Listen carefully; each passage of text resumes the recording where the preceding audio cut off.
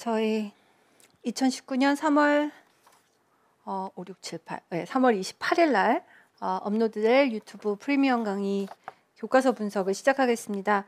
오늘 보실 강의에서 사용할 교과서는요. 고등학교 음악 교과서 박영사 교과서입니다. 저희 교과 내용학 교재에서는요. 박영사 교과서는 A번으로 표시가 되고 있을 겁니다. 그래서 A 교과서에 수록된 내용들이 주로 소개가 될 거라고 보시면 되겠습니다. 지난번 교과서 강의가 굉장히 길어서 많이 힘드셨을 거예요. 근데 힘드셨을 수밖에 없는 게 음악 감상과 비평 교과서가 워낙 교과서 자체의 난이도가 꽤 있기 때문에 드릴 말씀이 좀 많았습니다. 그에 비해 고등학교 음악 교과서는 그동안도 보셨듯이 아무래도 좀 악곡들 위주의 진행이 많이 일어나고 있어서 좀 상대적으로 시간은 좀 덜 걸리시지 않을까라는 생각이 듭니다. 오늘 보여드릴 악보는요. 제일 먼저 12페이지 산노을부터 시작하고 가겠습니다. 12페이지에 있는 산노을이라는 한국 가곡입니다.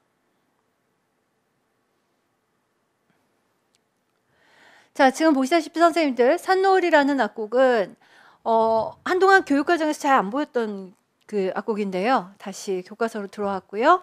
오늘 수업에는 아마 선생님들께 드릴 프린트가 좀 많이 필요하실 것 같습니다. 그래서 프린트를 첫 페이지 펴보시면 이 곡에 반주보까지 붙어 있을 거예요. 이렇게 반주가 있었던 건 옛날 교과서들인데요. 옛날 교과서에 있는 반주 붙은 선율도 한번 좀 보셨으면 좋겠습니다. 악곡 보시면 박영사 교과서는 예전에 천재 교과서들처럼 딱 떨어지게 뭐뭐 할 수 있다라는 형태의 학습 목표를 제시하진 않아요. 그렇지만 시의 리듬과 박자의 변화에 유의하여 라고 되어 있습니다. 보시다시피 이 곡은 4분의 5박자, 4분의 4박자, 4분의 5박자 하면서 변박이 아주 많이 일어나고 있는 것이라는 것을 확인을 하실 수 있고요. 그래서 이 곡에서 만약에 우리가 무언가 이야기를 해야 된다면 역시 변박 그리고 지휘도형 같은 것들이 될 것입니다. 그리고 두 번째로 말씀을 드린다면 제가 지금 반주 악보를 같이 붙여드려서 좀 걱정을 덜 하고 있는데요. 선생님들 여기 나오고 있는 코드들 의 기호를 나중에 문제풀이 하시면서 좀 확인해서 보셨으면 좋겠어요. 어떤 코드들이 제시되고 있는지 한번 확인하시고 장화음도 있고 반감칠도 있고 하는 거 보실 수 있을 겁니다. 자, 저는 오늘 이 악곡 형식 좀 먼저 보여드릴게요. 이 악곡은 먼저 첫 부분에 먼 산을 호젓이 바라보면 이라고 되어 있는 부분이 A 부분이 될 겁니다. 자, 그리고 누군가 부르네 하면서 시작되는 부분에서는 일단 가사상의 하나의 종지 형태를 만들어 보실 수 있을 것 같고요. 그 다음에 산 너머 노을에 젖은 내 눈썹에 앉았던 하고나 내 눈썹에 잊었던 목소리인가 뭐 이렇게 해서 나오는 가사를 보실 수가 있고요. 여기까지가 두 개의 악구로 이루어진 보시는 대로 하나의 부분이 형성이 될 수 있을 겁니다. 그 다음에 구상상의 차이가 제일 크다라고 봐야 되겠는데요. 선율 라인도 많이 바뀌고 해서 B 부분이 시작이 되고 있는 것을 보실 수 있습니다. 그리고 그 B 부분은 다시 A로 돌아오는데 이 A가 선생님들 얼핏 보시기에 앞에 딴따단 따리라리라라란 하고 내려왔던 저희가 여기 악보에 지금 A라고 표시된 부분이 정확하게 재현이 안 돼요. 정확하게 재현이 안 되고 B 부분에 더 가까운 부분이 재현이 될 거고요. 제가 악보에서 지금 잘 다시 확인하실 수 있을지 모르겠는데 조금 진하게 표시를 해드리면 이 부분하고 이 부분이 서로 연관이 있는 게 보여서 B- 부분으로 보시는 게 훨씬 더 좋을 거예요.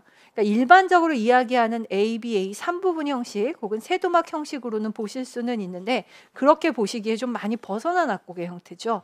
그래서 벗어난 3부분 형식, 세도막 형식 이렇게 이야기를 할 수 있습니다. 자, 그리고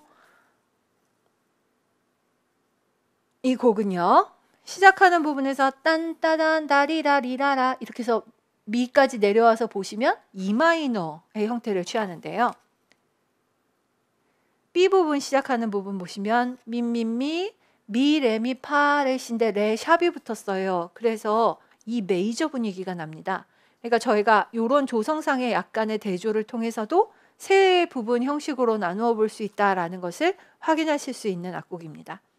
자, 그래서 노래 한번 꼭 좀 불러보시고 이 곡은 이런 세 부분 형식으로 나누어질 수 있다라는 거 보시고 저는 나중에 화성 관련돼서는 쪽지 시험 문제를 드리니까 퀴즈 문제 풀어보시면서 답지랑 같이 한번 좀 확인해 보셨으면 좋겠습니다. 그리운 금강산은 보셨습니다. 그래서 넘어갑니다. 이제 보실 것은 14페이지입니다. 14페이지 여기 그 박영사 교과서의 특이한 부분이라면 크게 한 단원이 시작되거나 할 때 역량을 좀 제시하고 있는 것을 보실 수가 있을 거예요. 지금 3개의 역량이 제시되어 있는데요. 음악적 감성 역량, 저희가 노래를 불러보거나 하는 활동은 모두 음악적 역량과 관련되어 있어서 감성 역량은 일단 1번입니다. 당연한 거라고 보셔야 되겠고요. 그 다음에 두 번째가 음악적 소통 역량이라고 되어 있습니다. 소통 역량이 도대체 뭐에 필요하지? 라고 하시면 지금부터 나오게 될 이 단원의 노래들은 전부 유럽 여러 나라의 노래들이기 때문에요. 가사의 내용을 알고 소통한다든가 하는 것들이 있습니다. 이 소통 역량에 거의 친구처럼 따라 나오는 애가 있는데요. 바로 문화적 공동체 역량입니다. 우리가 문화적 공동체 역량이라고 한다면 역시 두 번째 학습 목표로 나와 있는 여러 나라의 노래를 통해 문화적 다양성을 이해한다라고 나와 있는데요. 다른 문화권의 음악을 이해하고 또 우리 문화권의 음악과 비교하고 이런 활동들이 당연히 이루어질 수 있기 때문에 이런 역량들이 나타나고 있습니다. 박영사 교과서를 보시게 된다면 이 타이틀에 적혀 있는 역량을 한번 따라가시면서 교과서를 보시는 것도 굉장히 추천할 만한 방법이 될 겁니다. 자, 선생님들 그리고 나온 14페이지 악보는요. 내 마음엔 더 이상이라는 곡입니다. 내 마음엔 더 이상이라는 이 곡은요.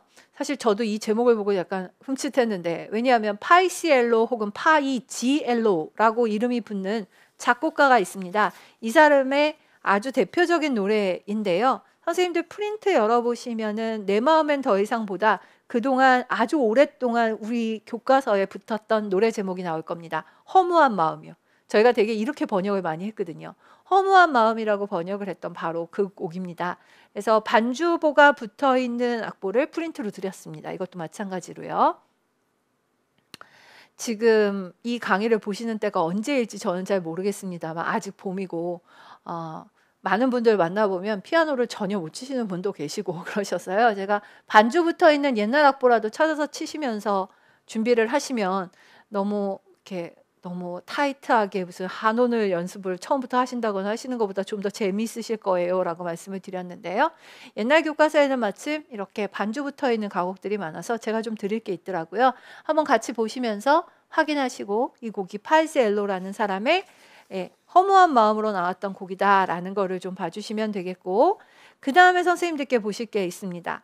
프린트 3페이지로 좀 와보시죠.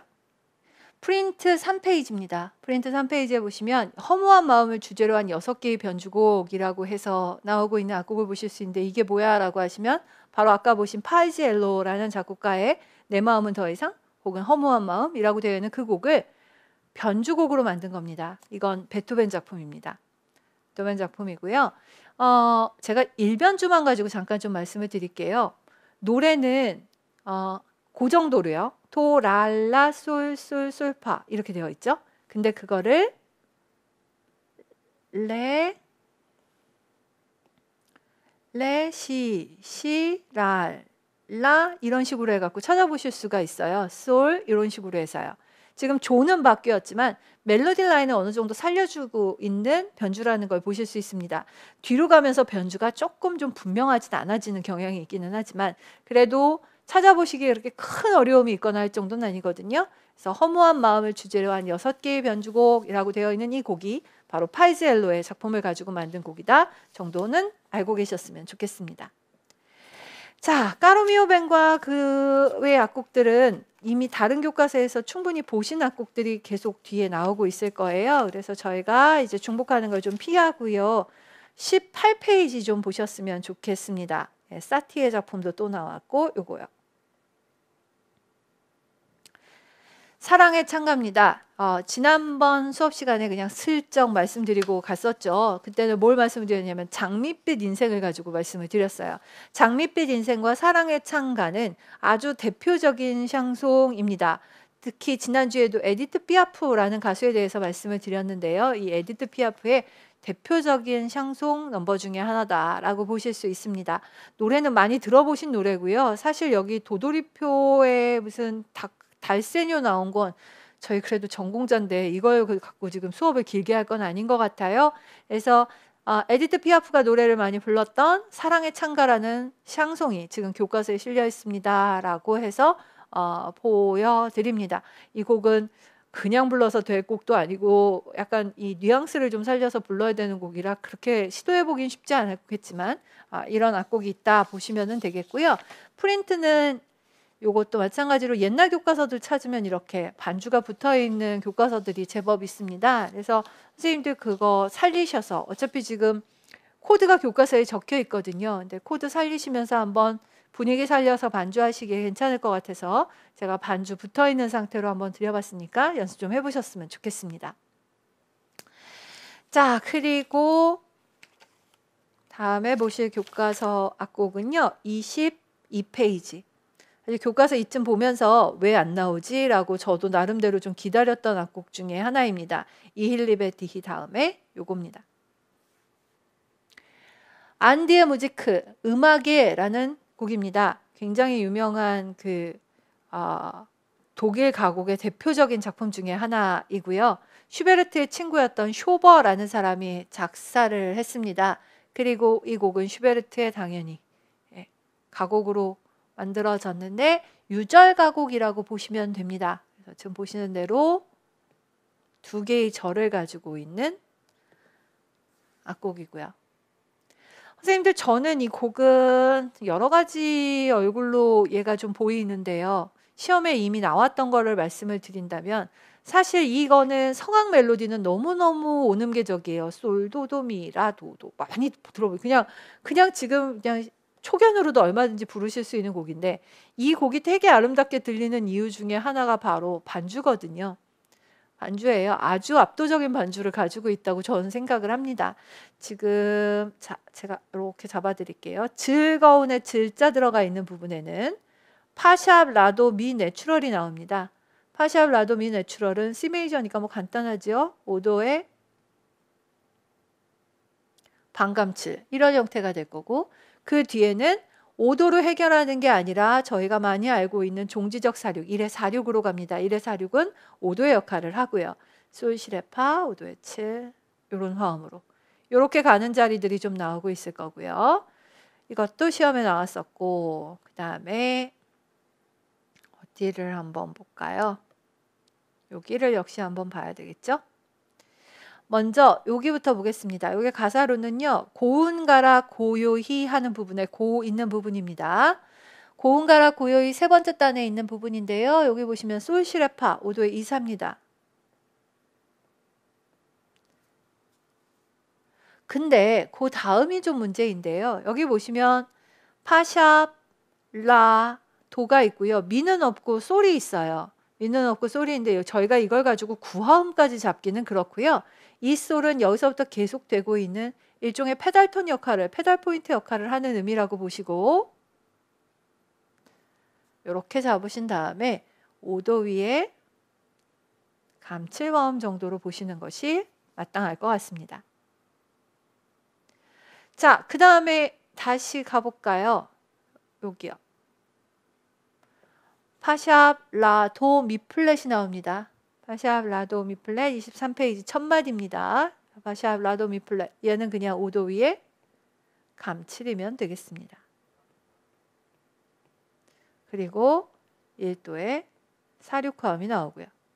미, 솔, 샵, 시, 레까지 붙었습니다. 뒤에는 6도 화음이 나왔으니까 그 앞에 6도 위에 5도의 5, 6 이런 형태가 나타납니다. 정말 저희가 보기에 굉장히 제대로 해결하고 제대로 진행하고 있는 듯한 반응계적인 화성들이 많이 나타나는 악곡이어서 시험에 이미 요 곡으로 시험이 나온 것도 한 2번 정도 되거든요. 그러니까 이런 진행이 나타나는구나 또 한번 보셨으면 좋겠고 슈베르트의 대표적인 가곡이므로 또 한번 노래 불러보셨으면 좋겠습니다. 자, 이제 이렇게 해서 물론 악곡들이 나오고 있습니다. 그 다음에 저희 이 교과서의 3단원이 시조와 가곡단원인데요.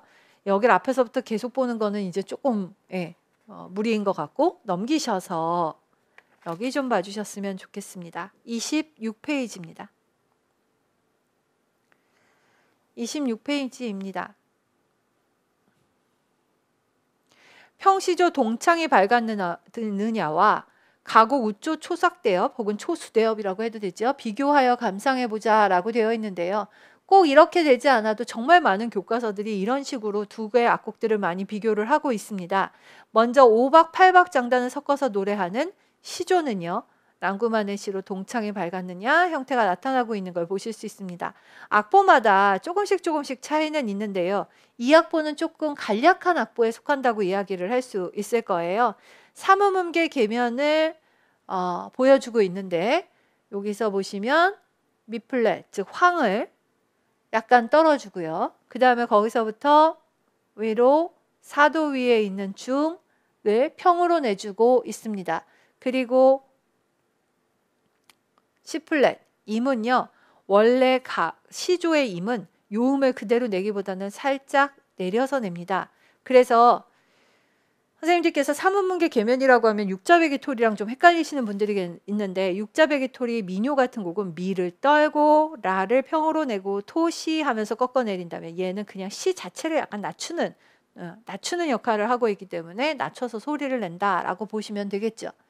자, 그렇게 해서 삼음문계 계면으로 되어 있는 5박 8박 장단을 갖고 있는 동창이 밝았느냐 보고 계시고요.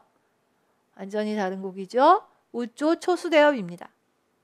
우조 초수대엽 악보도 선생님들 보신 것보다 악보 좀 간결하지 않습니까? 보통 굉장히 많은 음표들을 많이 실어 놓았던 데 비해서 음을 많이 줄여서 주고 있는 거를 보실 수가 있을 거예요. 우조기 때문에 얘는 말 그대로 평조. 그래서 황, 태, 중, 임, 남을 구성음으로 가지고 있습니다. 가끔 음악 보시다 보면 조금 바뀌고 하는 것들도 있을 수 있을 거예요. 다른 음들이 끼어 있거나. 근데 대부분은 그렇게 중요한 음으로 등장을 하는 건 아닙니다. 그래서 이렇게 황태중임남을 위주로 하고 있다라고 해서 앞에 시조에서는 보실 수 없었던 F음, 그러니까 태음이라든가 이런 것들이 많이 나타나는 걸 보실 수 있고요. 이건 16박 장단을 사용을 합니다. 자, 그래서 같은 가사이지만 각기 다른 장르에서 노래가 불리고 있는 두 개의 악곡입니다. 그래서 한번 확인하셔야 되겠고요. 그 다음에 오른쪽 페이지로 와보시면 편락이 나옵니다. 편락이 지금 우조 초수대엽과 나란히 이렇게 나와 있는 것은요. 원래 우조 초수대엽의 16박 장단을 10박 장단으로 줄여서 뺀 장단 혹은 편장단이라고 부르는 장단 형태로 하기 때문입니다.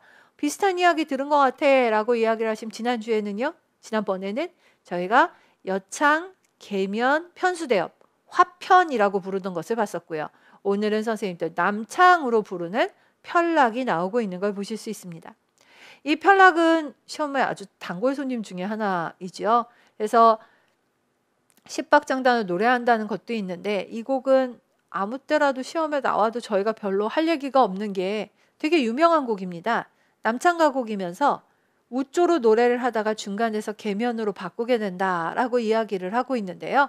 저희가 이런 현상을 부르는 이름도 있죠. 반우, 반개. 반우, 반개가 나타나는 대표적인 악곡이다라고 보시면 되겠습니다. 자, 개론서에는 못 줘도 교과서라면 있는 거. 가사의 내용입니다. 편락의 내용이 지금 나와 있습니다. 다 읽어보시면 결론은 이거라잖아요. 사랑하는 님과 이별한 뒤에 갈피를 잡지 못하는 마음을 매한테 쫓기는 까투리와 조난당한 뱃사공이겠죠. 뱃사공한테 빗댄 노래이다라고 이야기를 하고 있는데요. 그런 복잡한 내용을 가지고 노래를 하고 있습니다. 자, 그래서 하나 보시고 가사를 보셔야 됩니다. 여기는 두 번째. 편락이든 우조 초수대엽이든 간에 가곡은 시조를 가사로 하죠. 가곡은 시조를 가사로 해야 되는데 지금 얘가 도대체 시조 같아 보이세요? 시조 가사 보이지조차 않아요. 이 얘기는 이만큼 굉장히 많은 가사들을 촘촘하게 노래 부르는 역금 형식의 악곡이라는 것을 반영하고 있습니다. 자, 그래서 그것도 하나 특징적으로 확인하실 수가 있겠다라는 거예요. 오늘은 이 가곡 3개, 가곡 2개죠. 결국은 가곡 2개, 시조 하나를 좀 묶어서 악곡도 보실 겸 악보도 보실 겸 그런 기회가 좀 되셨으면 좋겠습니다. 자, 그 다음에 대중음악 이야기들 이런 것들은 좀 뛰어넘고요. 38페이지를 좀 볼 겁니다. 앞에 괜찮은 넘어가도 될 만한 내용들이 조금 있어서 38페이지. 저희가 악기를 좀 한 개씩 볼게요 라고 선생님들한테 말씀을 드렸는데요. 오늘 오카리나 좀 보시면 어떨까 싶습니다.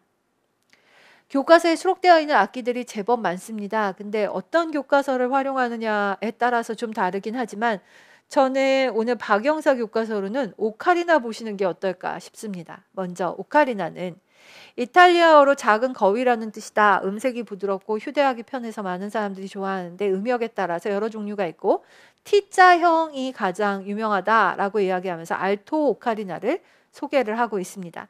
T자형이고요. C조입니다. 자, 그럼 선생님들께서 악기를 만져보지 않으셔도 대충 좀 느낌이 오실 텐데요. 이 악기는 여기를 불고 그 다음에 왼손으로 감싸서 4개의 손가락이 앞면에 그리고 오른쪽 손가락이 다시 옆으로 이렇게 붙게 되어 있고요. 엄지를 짚는 지공은 뒤쪽에 있습니다. 그래서 이렇게 잡으면 이런 모양이 됩니다.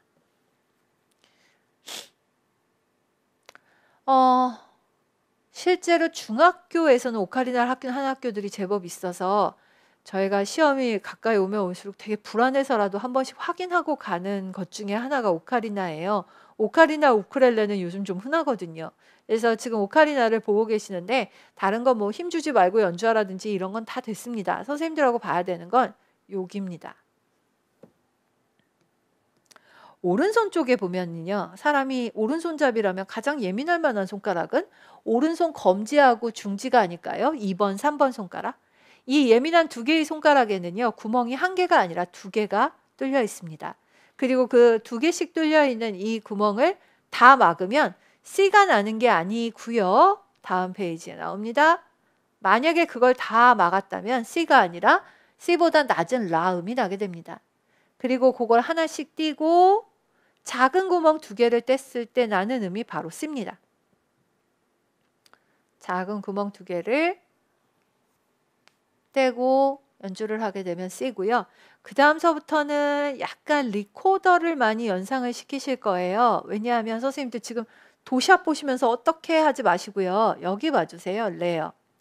하나 띄면 레가 되고 2개 띄면 미가 되고 3개 띄면 파가 되고 4개 띄면 솔이 되고 합니다. 선생님들 소프라노 리코더를 되게 많이 닮았어요. 소프라노 리코더의 처음 띄는 속도하고 거의 비슷합니다. 지금 샵이 일일이 나와준 거는 친절해서 좋기는 한데 선생님들 중학교 교과서 수준이라고 한다면 아무도 샵을 쓰지 않아요. 그리고 거의 그냥 오는게 스케일만 이야기를 하고 있으니까 일단 오는게 스케일로 도레미파솔라 시 도 정도까지는 한번 외워주시면 좋지 않을까라는 생각이 들어요. 자, 그래서 그렇게 해서부터 좀 시작하시면서 오카리나를 좀 보셨으면 좋겠습니다. 오카리나의 음색이 되게 유명해진 계기가 요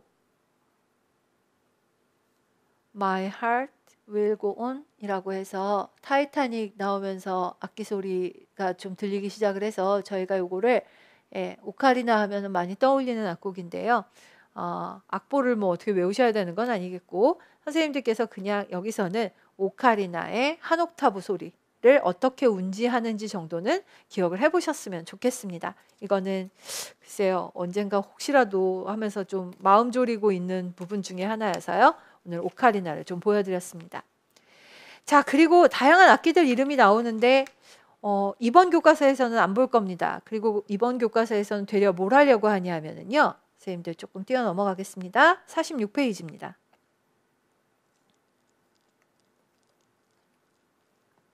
국악기 중에 단소를 좀 보여드리려고 합니다. 단소는 보시는 바와 같이 이렇게 생겼습니다. 당연히 단소는 여러 군데 지역에서 지금 실기로도 보고요. 자유학기 하시는 분들 중에서도 단소 준비해서 들어가시는 분들도 꽤 있기 때문에 저희가 단소는 안 된다 뭐 이렇게 생각은 절대 안 하거든요. 자, 보시는 대로 단소에는요. 총 5개의 그러니까 취구를 빼고 운지를 짚을 수 있는 것은 총 5개의 공입니다. 그리고 특별한 경우가 아니라면 저희는 5공을 막지는 않습니다. 5공을 막는 경우도 있느냐라고 하시면 5공을 막게 되면은요. 창작곡이나 이런 곡에서 활용을 할 때는 쓰겠지만 저희가 일반적으로는 그렇게까지 사용은 안 한다라고 보시면 좋겠어요. 그리고 5공을 사용하지 않다 보니까 사실 낼 수 있는 음은 상당히 작은 편입니다. 그래서 지금 보시는 것처럼 중임 무왕태 형태의 스케일을 부는 게 가장 기본입니다. 자, 오늘은 선생님들하고 단소를 좀 보기로 한 날이어서 선생님들 잠깐 일로 좀 와보시죠. 프린트입니다. 저는 프린트에 오늘 단소를 이렇게 드렸는데요. 아까 교과서에서 보셨을 때는 중임, 무, 황, 태까지만 보셨죠? 그래서 중임, 무, 황, 태 이제 한참 익숙해지셨을 텐데 사실은 남도 연주가 가능합니다. 남도 연주가 가능해서 보시다시피 남은 2가지 방법이 있는데요. 반공을 활용하시는 방법도 있어요. 반만 모아서 반공을 활용을 하시거나 아니면 아예 운지를 살짝 바꿔주시거나 하는 방법이 있습니다. 그래서 여기도 마찬가지고 남의 부는 방법 2가지를 제시를 했습니다.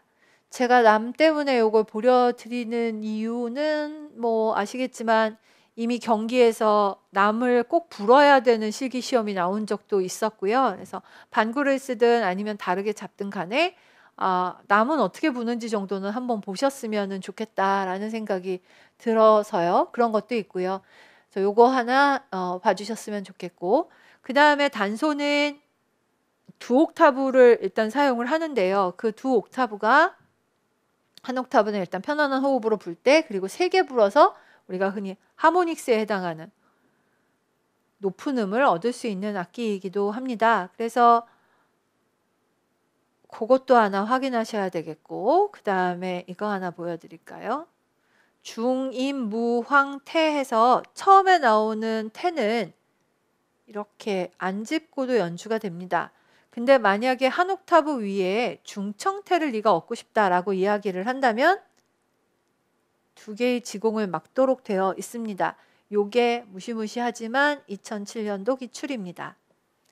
2007년 기출로 요거를 어떻게 막아야 될지 그림을 주고 막아보라, 거기에다 색칠을 해봐라 하는 문제까지 나왔었거든요. 그래서 그것도 좀 하나 기억하셔야 될 것 같아서 남과 중청태 한 옥타브 올려서 불기 등등등을 포함하는 악보를 좀 드렸습니다.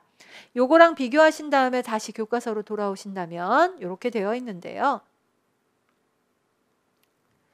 막는 지공이랑 남은 안 드렸지만 하여튼 중청태까지 해서는 표시가 되어 있는 걸 보실 수 있어요. 그다음에 요거 한번 볼게요, 선생님들.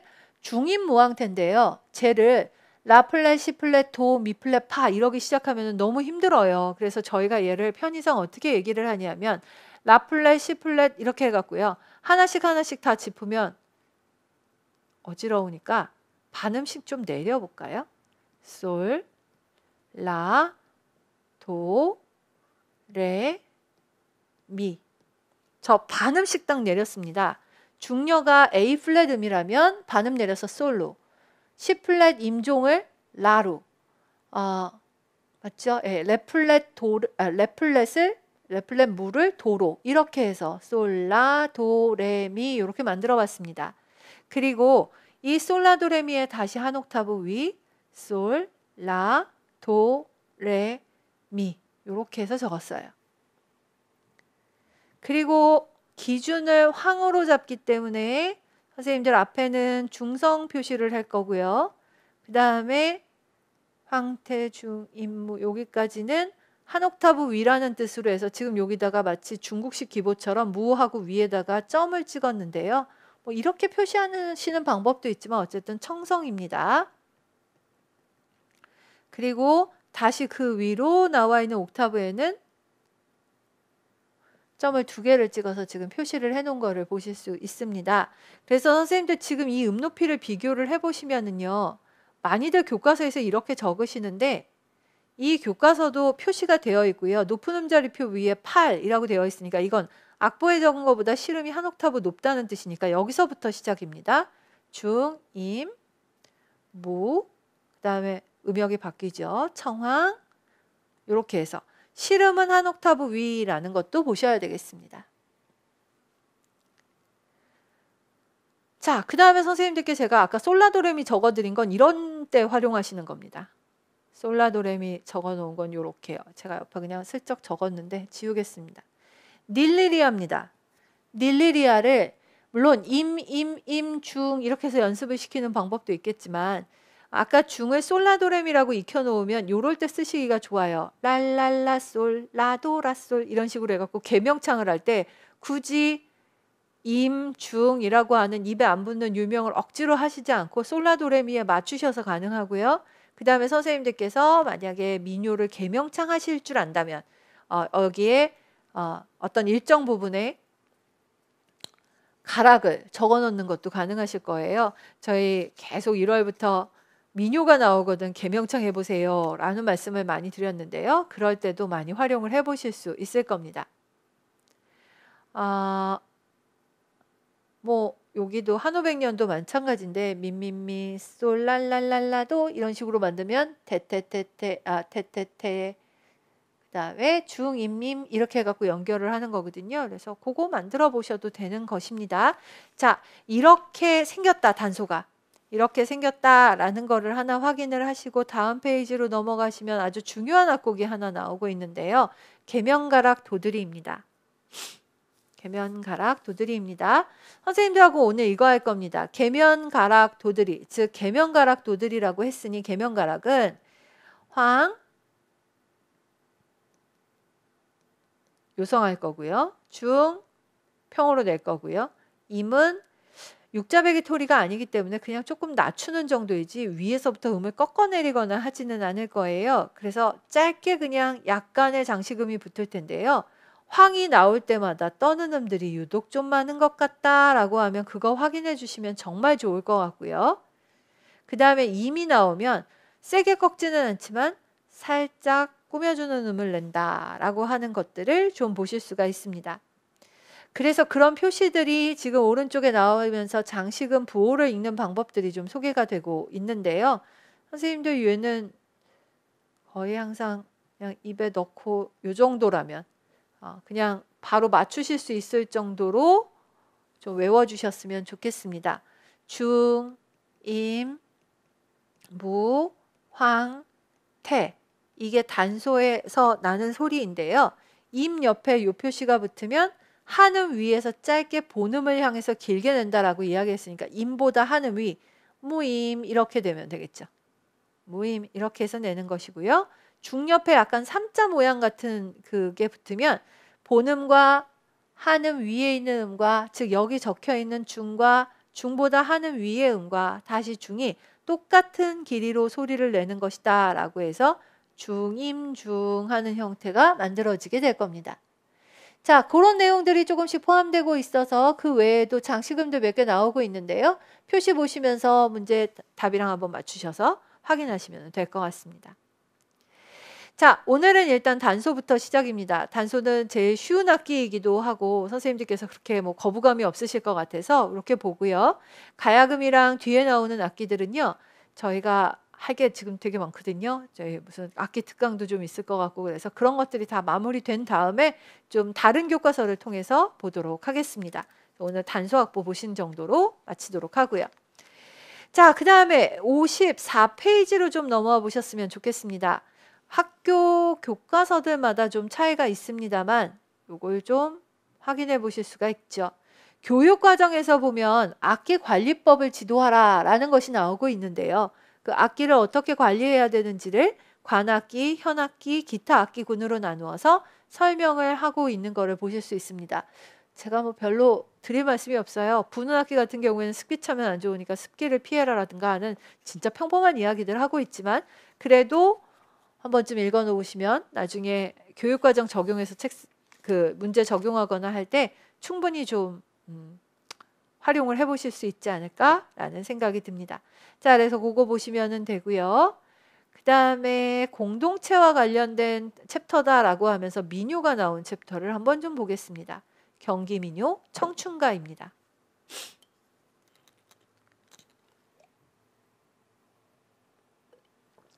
우리가 어떤 악보를 보고 이 곡이 언제 어떻게 나온 것인지를 다 알기는 어렵습니다만 실제로 이 청춘가는 창부타령 같은 악곡들하고 상당히 비슷해 보이기도 합니다. 나온 시기도 비슷해서요. 거의 조선 말기로 지금 잡고 있고요. 노래 처음 부분에 이팔 청춘에 이러면서 나와서 이팔 청춘가라고도 부릅니다. 이팔 청춘가라는 이름으로도 불리고요. 세월이 덧없으니 남은 세월을 좀 알차게 보내라 라고 하는 그런 내용이 담겨 있다라고 이야기를 하고 있는데요. 처음에 도도 도레미솔 이렇게 되어 있는데 끝까지 보시다 보면 이렇게 움직이는 애여서요. 솔라 도레 이렇게 움직이는 경토리 일형입니다. 뒤에 가면 솔라도레 도레미까지 오기 때문에 솔라도레미로 이루어진 거라는 건 뭐 금방 알아보실 수 있을 것 같아요. 자, 그래서 이렇게 만든 경토리 악곡이다 라고 보시면 되겠습니다. 자, 그 다음에 선생님들 보실 악보는 다음 페이지에 있는 강강술래와 자진강강술래입니다.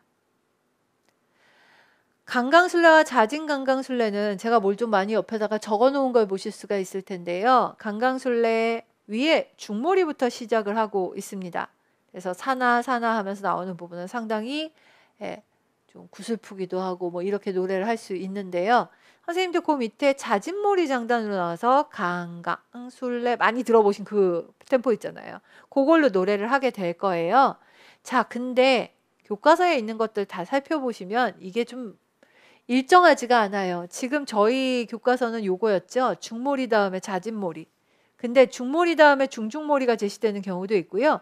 중중몰이 다음에 자진몰이가 제시되는 경우들도 있어서 저희 앞에 교과서에서는 사랑가가 좀 말썽을 부리더니 이번 교과서에서는 또 이렇게 강강술래가 다양한 장단을 가지고 있는 형태로 바뀌고 있구나.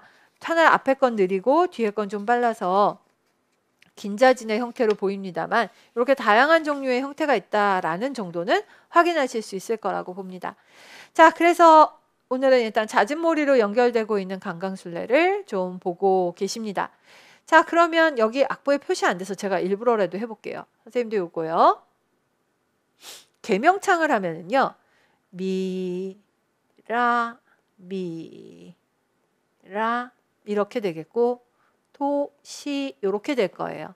그러면 육자배기 토리, 남도, 전라도 민요, 남도의 민요는 미 떨고 라는 평으로 내고 시는 되게 짧은 앞에 도를 장식음으로 받아서 저희가 이런 식으로도 많이 표기하죠.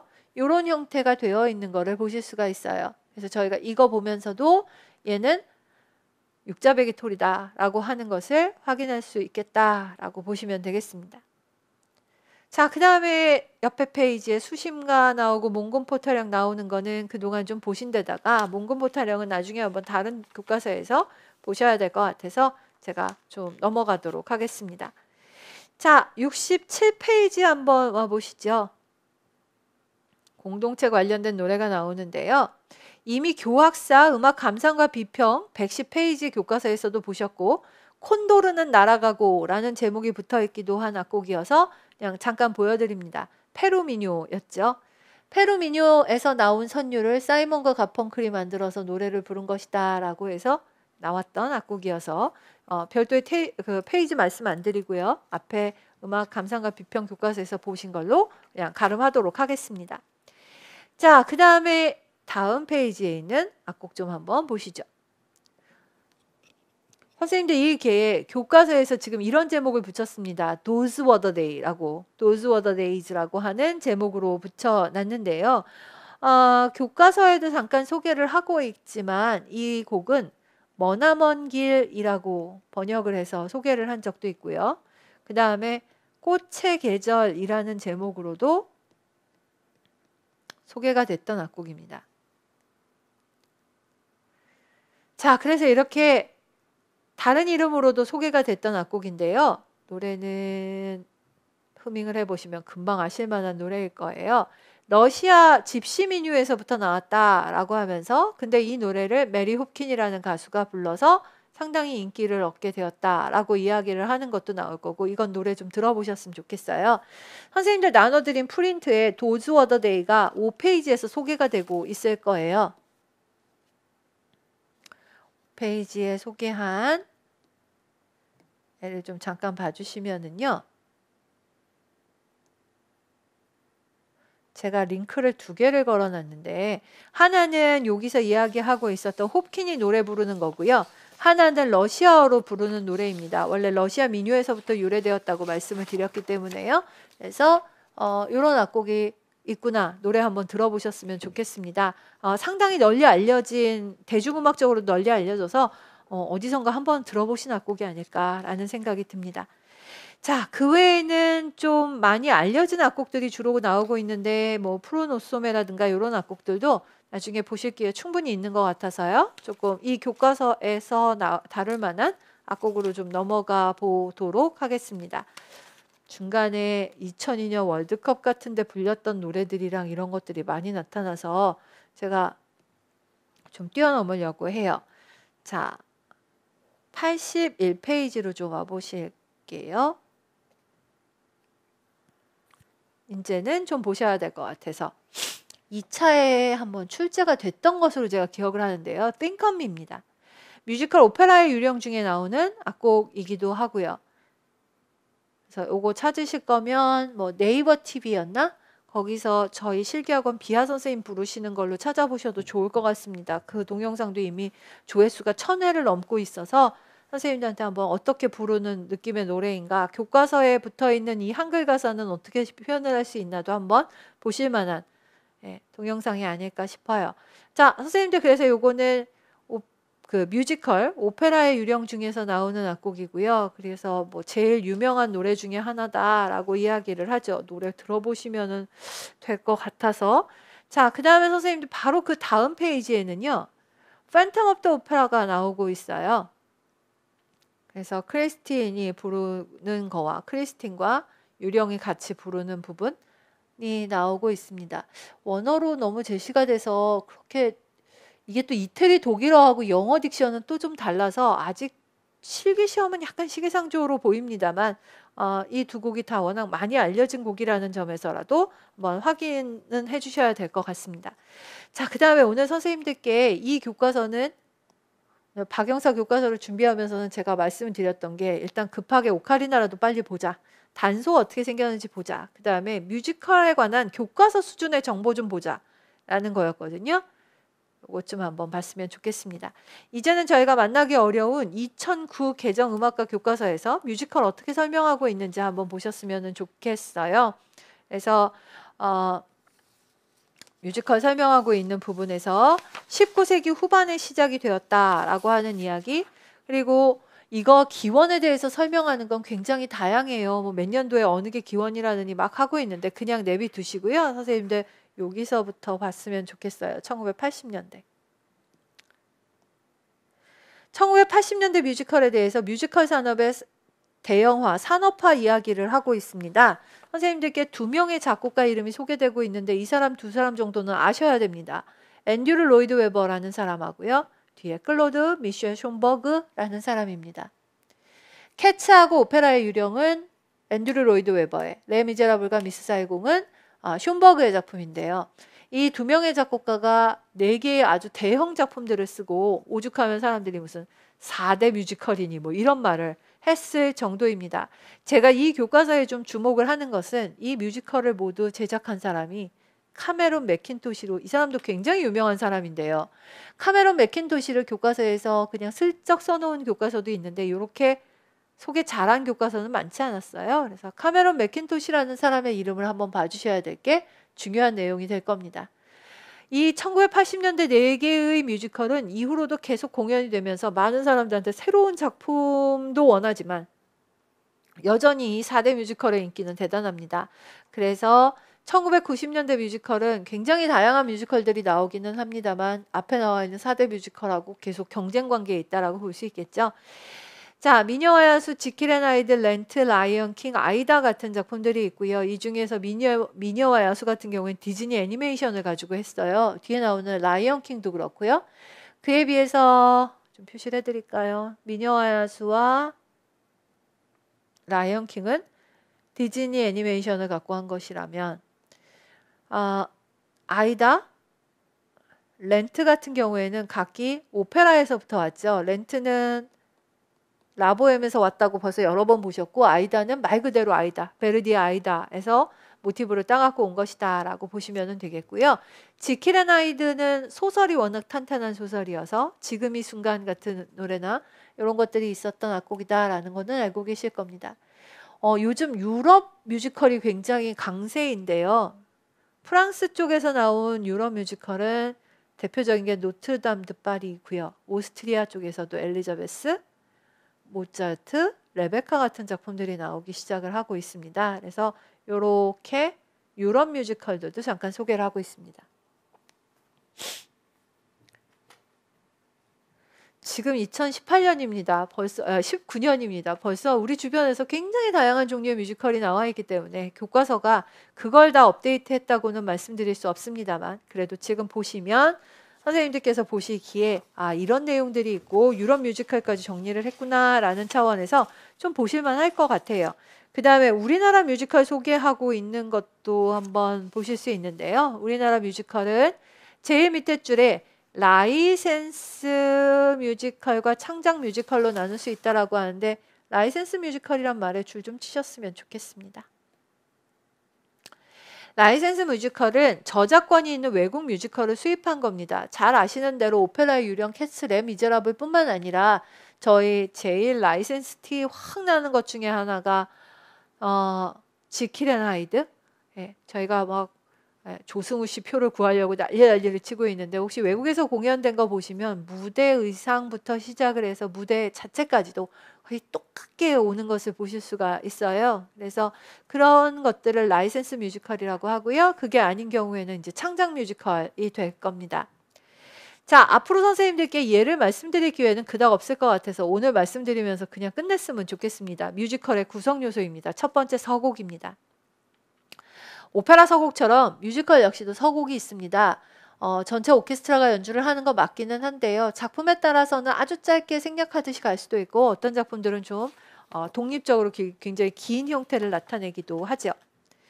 대개 뮤지컬은 무대에서 막이 오르면 합창이 많이 나옵니다. 선생님들 알고 계신 레 미제라블로 제가 예를 들어보면 레 미제라블 같은 경우에도 그 룩다운이라고 해갖고 눈을 아래로 내려라 뭐 이러면서 쳐 올려다보지 말아라 라고 하면서 그 죄수들을 혹독하게 하는 거를 보실 수가 있는데요. 이런 게 오프닝 넘버, 오프닝 코러스라고 합니다. 저기 보시면 대부분 밝고 힘있게 연주되며 라고 했는데 제가 지금 너무 어두운 걸로 예를 들었을 텐데 원래 뮤지컬 시작할 때 보면 그냥 밝게 지금은 어디고 여기는 어디고 어떤 날이구나 라는 것을 보여주는 코러스가 많이 붙습니다. 그 다음에 극이 본격적으로 진행되기 전에 상황을 설명하는 부분으로 도입부에 해당하는 부분이 있다라고 하는데 요건 작품에 따라서 저게 익스포지션이구나 분명한 경우도 있고 글쎄 하는 경우도 있지만 어쨌든 익스포지션은 도입부에 해당한다라고 이야기를 합니다. 프로덕션 넘버에다가 좀 별표를 하나 하셔야 될 거예요. 프로덕션 넘버는 되게 중요한 개념인데요. 1막의 중간과 끝나는 부분, 2막 첫 부분에 등장을 한다라고 하는데 1막 끝나는 부분 같은데 많이 나오는 경우들이 많아요. 절정이고요. 하이라이트이고 1막이 막이 닫힐 때 관객들이 막 박수를 치면서 끝낼 수 있도록 하는 거. 이게 1막 끝에 프로덕션 넘버입니다. 선생님들 이것도 제가 레 미제라블로 예를 드린다면 One Day More라는 너무나 유명한 노래가 있죠. 이런 게 프로덕션 넘버에 해당이 됩니다. 반복 연주라고 해서 리프라이즈가 나오고 있는데요. 극과 극 사이에서 동일하게 연주되는 선율로 해당 뮤지컬에 대한 친숙함과 강조를 주기 위해서 뮤지컬만의 독특한 요소이다라고 하는데 오페라 같으면 저희가 오페라의 뮤지컬처럼 계속 반복되는 선율이 있으면 작곡가가 이렇게 솜씨 있다 소리 못 들을 거예요. 근데 뮤지컬 같은 경우에는 이게 있습니다. 그래서 앞에 불렀던 노래를 다시 할 때도 있고요. 특히 끝부분 쪽에서는 그동안 노래했던 부분들 중에서 관객들이 좋아했을 만한 부분으로 새로운 약간 음악을 다시 구성을 하거나 하면서 반복하는 부분들이 나타날 겁니다. 쇼스타퍼는 꼭 있어야 될까 하는 생각은 들기는 하지만 뮤지컬에서 꽤 중요한데요. 쇼스타퍼는 일단은 음악적인 부분이라기보다는 배우들이 이 역할을 해서 음악 전체 분위기를 잡는다라고 보시면 돼요. 쇼스타퍼, 쇼를 중단시키는 사람. 이상할 것 같은데요. 아무리 갈등이 있거나 뭐 문제가 있거나 해도 그 분위기를 전환시키면서 약간 웃겨주는 사람들이 등장을 하곤 할 거예요. 이걸 쇼스타퍼라고 부릅니다.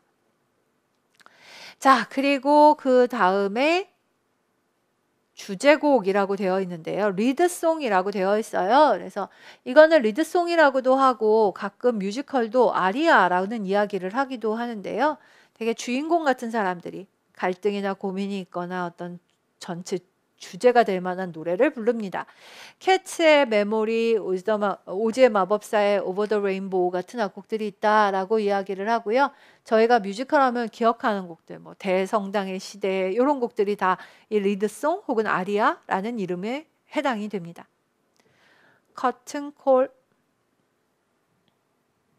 오페라 같은 경우에는 이미 커튼콜이라는 개념이 없었던 시절에 만들어진 거여서 이걸 보기가 어렵습니다만 뮤지컬은 할 수 있어요. 왜냐하면 현대적으로 만들기 때문에. 그래서 되게 공연이 끝난 다음에 배우들이 관객들한테 환호를 할 때 이 커튼콜을 박수를 치는데요. 가끔 굉장히 친절한 뮤지컬 같은 경우에는 미리 짜갖고 오는 커튼콜을 합니다. 그래서 노래 일부를 보여주거나 춤의 일부를 보여주거나 하면서 인사를 하는 부분이다 라고 보시면 되겠습니다. 커튼콜, 커튼 쳐진, 막이 쳐진 뒤에서 콜, 불러내 갖고 하는 거기 때문에 공연이 끝난 다음에 배우들이 살짝 준비해 온 것들을 보여주고 요거를 잘 짜서 따로 좀 재밌게 만들어내기도 하는 그런 공연들도 있습니다. 자, 선생님들, 캐츠가요, T.S. 엘리엇의 시집 지혜로운 고양이가 되기 위한 지침서에서 웨버가 곡을 붙이고 맥킨토시가 연출한 작품이다 라고 이야기를 하고 있습니다. 황무지 뭐 이런 시를 썼던 T.S. 엘리엇의 시집에서 나와서 굉장히 좀 나름 철학적인 그런 가사들을 좀 보여주고 있는 게 바로 그것 때문이기도 하고요. 자, 그래서 맥킨토시가 연출한 작품이다 라는 거 하나 보시면서 캐츠 봐주시고요. 앤드류 로이드 웨버 나오는데요. 극장이 아니고 Really Useful Group이라고 하는 사람들을 잠깐 좀 보여드리겠습니다. 앤드류 로이드 웨버가 자신의 뮤지컬을 제작하고 관리해서 만드는 일종의 회사 같은 개념입니다. 그래서 Really Useful Group을 설립을 해서 자신의 한 사람의 작품을 관리 수출하기 위해서 만든 회사가 저희가 이게 이 정도의 이 정도의 경지에 이르렀구나라는 거를 보여주죠. 그래서 앤드류 로이드 웨버의 무슨 캐츠 같은 거, DVD 같은 거 보시면 첫 장면에 Really Useful Group의 이 로고가 땅 뜨면서 시작을 할 거예요. 그래서 이게 웨버의 작품들을 관리하는 회사 그리고 그거를 대표하는 로고가 찍히는구나 라는 것도 보실 수 있습니다. 앤드류 로이드 웨버 소개 안 하겠습니다. 안 해도 될 것 같고요. 레미제라블이 나오는데요. 레미제라블은 빅토르 위고의 소설을 가지고 만들었다라고 해서 뭐 그동안도 많이 나왔었습니다만 클로드 미셸 숀버그라는 사람이 작곡을 했었던 것이다 라고 이야기를 하고요. 런던에서 초연이 돼서 웨스트엔드라고 브로드웨이만큼이나 유명한 곳이 있기 때문에 거기서 공연을 해서 흥행을 했고 최근에 인기가 있었던 거는 영화였기 때문에요. 영화로 성공을 거두어서 또다시 열풍을 일으켰다 해서 교과서에도 상당히 많은 악곡들이 소개가 되고 있습니다. 숀버그입니다. 프랑스 출신의 음악 프로듀서 하면서 소개를 하고 있습니다. 그래서 앞에 보셨던 그 작곡가 앤드류 로이드 웨버와 거의 쌍벽을 이루고 자주 이야기되는 숀버그에 관한 이야기하고 있는 거 보실 수 있고요. 레미제라블, 미스 사이공 뿐만 아니라 뒤에 나오는 대로 마르텐게르, 해적 여왕, 마그리트 이런 작품들이 있다라고 하는데 이런 작품들까지는 저희한테는 잘 소개가 안 되고 있죠. 자, 그 다음에 지킬 앤 하이드 잠깐 소개를 하고 있습니다. 지킬 앤 하이드 읽어보시면 될 것 같고요. 선생님들 지킬 앤 하이드에서는 되게 유명한 노래 지금 이 순간 This is the moment를 포함해서 Once upon a dream 시험에 잠깐 멜로디만 잠깐 소개됐었던 한때는 꿈에 이렇게 번역해서 쓰기도 하는 바로 그 곡이고요. Someone Like You라는 노래도 있습니다. 자, 그 다음에 오스트리아에서 세계적으로 성공한 뮤지컬 모차르트라는 이야기를 하면서요. 오래간만에 그 한동안 뮤지컬에서는 약간 변방이었던 오스트리아가 모차르트를 다룬 뮤지컬을 만들어냈다라고 하고 이런 작품들을 요즘 또 빈 뮤지컬, 비엔나 뮤지컬이라는 말을 하기도 한다라는 겁니다. 나는 음악이라는 곡이 소개가 되고 있는데 이거 교과서에 나올 겁니다. 뮤지컬 시카고 안 해도 될 것 같습니다. All That Jazz라는 노래가 있다 정도면 될 것 같고요. 선생님들 그리고 우리나라 뮤지컬 2개 소개했습니다. 명성황후와 영웅입니다. 이런 악곡들이 지금 소개가 되고 있는 것을 보실 수가 있고요.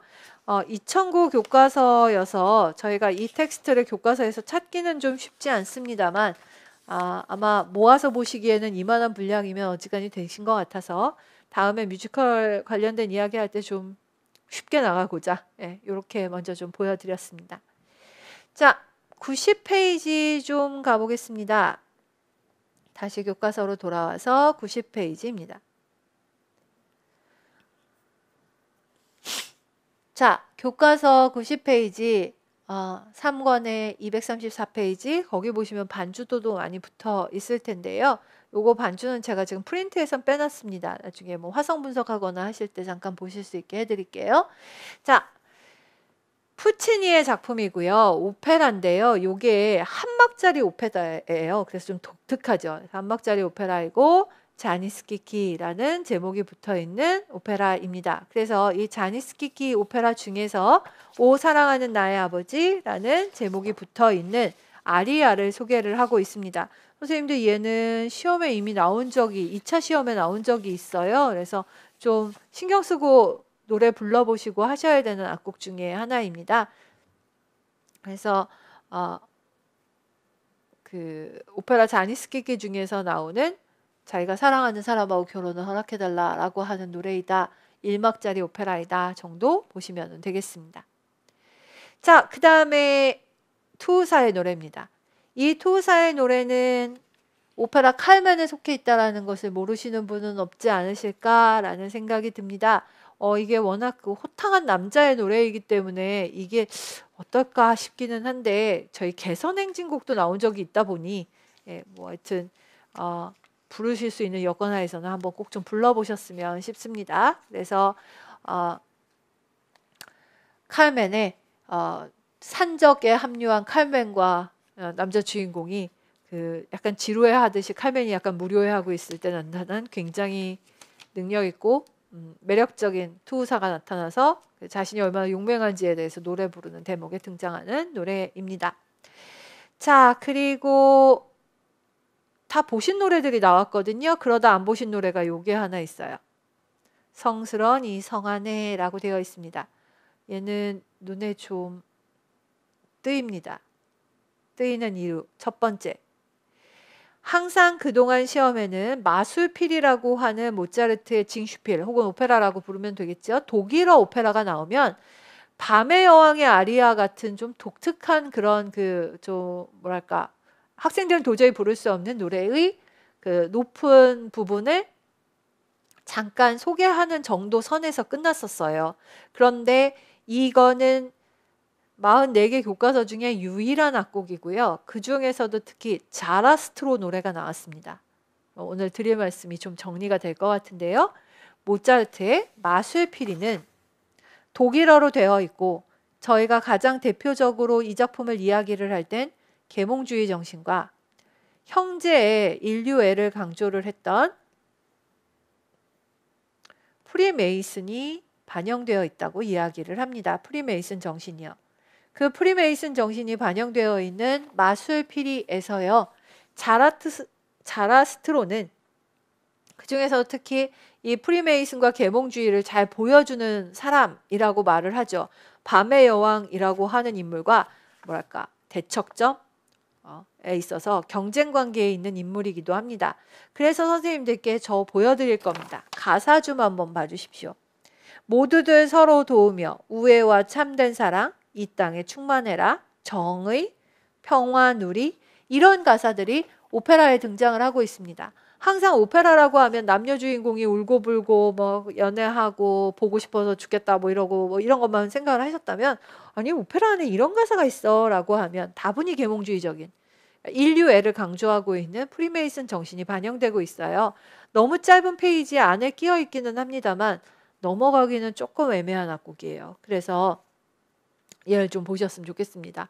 바로 위에 있는 베르디의 여자의 마음은 좀 앞에서도 많이 보셨지만 좀 흔하디 흔한 그 이태리 오페라의 전형이라고 한다면, 모차르트의 마술피리는 줄거리 면에서도 그렇고 좀 많이 독특한 작품이니까 그걸 좀 살려주시면 좋을 것 같아요.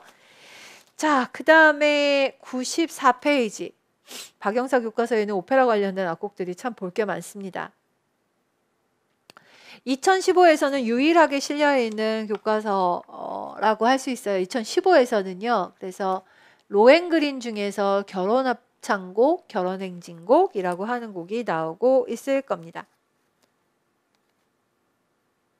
이 곡은 원래서부터 결혼행진곡으로 작곡된 건 당연히 아니고 로엔그린에서부터 나오니까요. 그래서 빅토리아 공주가 자신의 결혼식에서, 영국의 빅토리아 공주가 자신의 결혼식에서 연주를 하면서 일반인들까지 따라 연주를 하게 돼서 오늘날 같이 왔다라고 이야기를 하고 있습니다. 자, 오페라 로엔그린이라고 하는 작품은 1850년경에 만들어진 리스트가 초연했던 바그너의 작품이고요. 바그너가 이 로엔그린을 쓰고 그 이후에는 음악극으로 돌아서게 됩니다. 그래서 음악극보다는 오페라에 더 가까운 성격을 가지고 있다 정도로 해서 이 곡도 한번 보셨으면 좋겠습니다. 자, 그리고 뭐 오페라 극장 소개하고 이런 것들이 나오는데 저는 좀 여기까지는 안 보셔도 되지 않을까 싶어서요. 좀 뛰어넘어가 보도록 하고요. 그 다음에 100페이지를 좀 볼게요. 요겁니다. 지난번에 선생님들께 김기수 선생님을 좀 소개를 드렸죠. 그리고 아셔야 될 만한 인물입니다 라고 했는데요. 오늘은 오정숙 명창을 좀 보여드리려고 합니다. 오정숙 명창은 동초제를 이끈 사람이다 라고 이야기를 하고 있습니다. 동초제 이야기는 밑에 설명이 나오니까 그거를 좀 보시면 더 될 것 같고요. 동초제 여기 있습니다. 판소리 명창 중에 동초 김현수 선생님이 계십니다. 김현수 선생님은 흔히 뭐 바디, 김현수 바디라는 말이 나올 정도로 판소리 발전에 기여를 했고 자기 나름의 가락이나 이런 구성을 보이셨던 아주 큰 인물이시죠. 그리고 이 동초 김현수 선생님께서 자신이 여러 군데서 배우고 또 다른 판소리 명창들이 불러서 좋은 대목들을 모아서 그것들을 다시 정리를 한 것을 저희가 동초제라고 합니다. 동초제는 특히 가사의 문학성을 중시하고 사설이 정확하며 동작이 정교하고 부침새가 굉장히 다양한 것이 특징이다 라고 이야기를 하고 있는데요. 좀 가사 전달의 맺고 끊음이 분명한 것이 특징이다 라고 이야기를 하고 있습니다. 그래서 이 동초제 김현수 선생이 정리한 가락을 계속 전수받아서 오랫동안 연주를 하셨던 선생님이 오정숙 선생님이다 라고 이야기를 하고 있습니다. 특히 스승 김현수에 이어서 국가무형문화재 5호 김현수제 춘향가 예능 보유자로 인정을 받으며 명창의 이름을 얻었는데 판소리 5마당을 완창하는 기록을 가지고 있기도 하다라는 것입니다. 자, 그래서 돌아가신 지 한 10년 이상 됐지만 저희가 지금도 굉장히 자료 화면 같은 걸로 해도 많이 보시게 되는 오정숙 선생님에 관련된 소개가 있어서, 그리고 동초제라고 부르는 게 무엇인지 소개하고 있어서 한번 보시라라고 말씀을 드렸습니다. 자, 그리고 나면 이제 국악사 파트가 쭉 연결이 되고 있을 거예요. 저희가 첫 2주 동안 국악사를 이미 꽤 봤는데, 아니 저희 심화반에서요. 교과서 분석반에서는 안 했고요. 여기에 내용이 그렇게 새롭거나 그러지는 않습니다. 나중에 여기도 좀 정리해서 보실 때 다시 한번 말씀을 드리도록 하겠습니다. 자, 그래서 그냥 좀 넘어가 보시면 될 것 같고요. 선생님들 116페이지 좀 봐주시죠.